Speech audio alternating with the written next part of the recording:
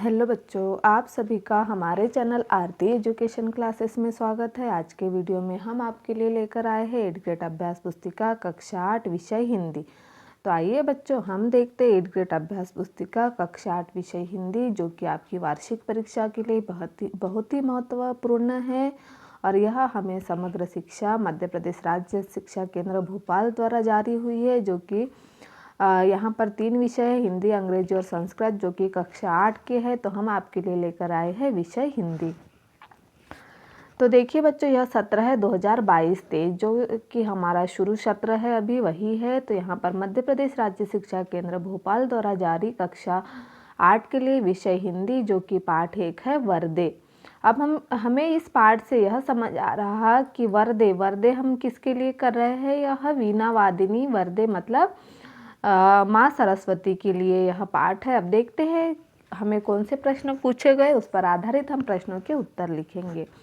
कवि स्वतंत्रता का मंत्र कहाँ भरने की बात कह रहा है।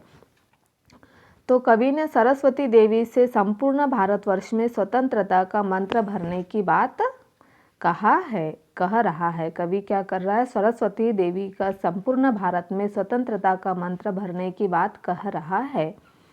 फिर है प्रश्न नंबर 2, विद्या की देवी किसे कहा जाता है। तो विद्या की देवी वीणा बजाने वाली सरस्वती माता को कहा जाता है। विद्या की देवी किसे कहा जाता है, तो विद्या की देवी वीणा बजाने वाली माँ सरस्वती को कहा जाता है।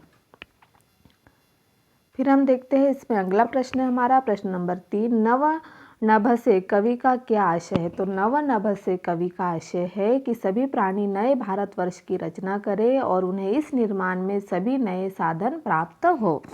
उन्हें क्या, इस निर्माण में सभी नए साधन प्राप्त हो। फिर अगला प्रश्न प्रश्न नंबर 4, निम्नलिखित पंक्तियों का भाव स्पष्ट कीजिए। काट अंध उर के बंधन स्तर बहा जननी ज्योतिर्मय निर्जर कलशु भेद तुम हर प्रकाश भर जगमग जगमग जगमग जग कर दे।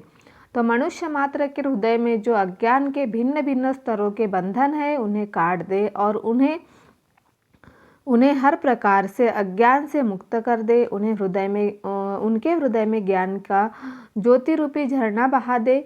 मन के विकारों को दूर करे, अज्ञान के अंधकार को मिटा दे, ज्ञान का प्रकाश भर दे, संपूर्ण संसार को जगमगा दे। यह है हमारा जो यह पंक्ति दी हुई है, इसका अर्थ।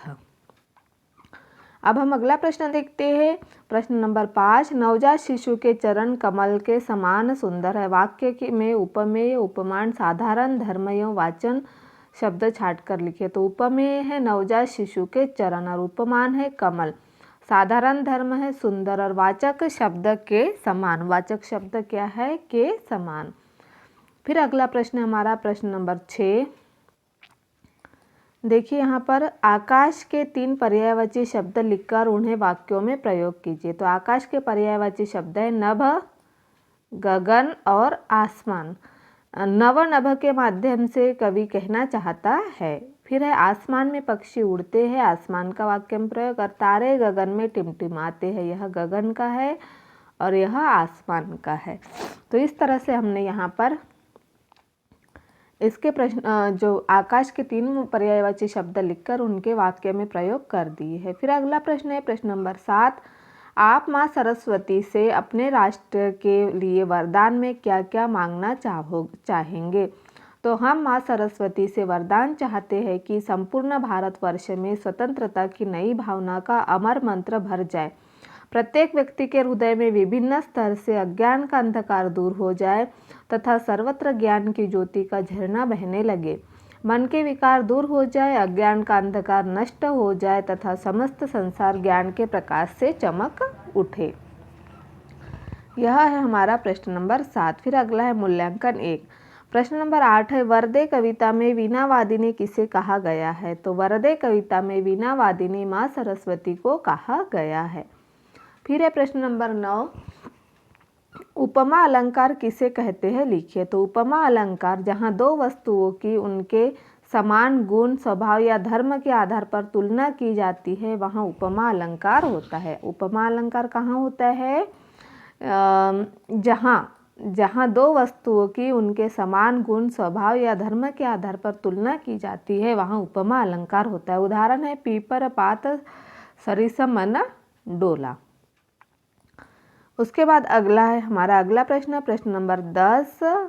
वरदे कविता में कवि प्रकृति को किन किन वस्तुओं में नया रूप देखना चाह रहा है, विस्तार पूर्वक लिखिए। तो वरदे कविता में कवि निराला जी ने अपनी कविता में प्रकृति की ही वस्तु का चित्रण नए रूप में किया है। वे चाहते हैं कि प्रकृति में कोई भी वस्तु अपने पुराने अथवा अतीत के स्वरूप में बनी रहे। वे चाहते हैं कि वहाँ मधुरता हो, भावुकता हो, सजीवता हो, क्योंकि प्रकृति अपने गति प्रधान स्वरूप में मनुष्य मन को शुद्धता, पवित्रता और कोमलता प्रदान करती है। प्रकृति अपने प्रत्येक बदले हुए स्वरूप में प्रेम और सौंदर्य का उपदेश देती है। प्रकृति क्या करती है? अपने बदले हुए स्वरूप में प्रेम और सौंदर्य का उपदेश देती है। तो इस तरह से हमने जो हमारी पाठ 1 थी कक्षा 8 विषय हिंदी की जो एडुकेट अभ्यास पुस्तिका है, जिसमें पाठ 1 है वरदे, आप इसे पूर्ण कर लीजिए आपकी अभ्यास पुस्तिका में, क्योंकि यह आपकी वार्षिक परीक्षा के लिए बहुत ही महत्वपूर्ण है।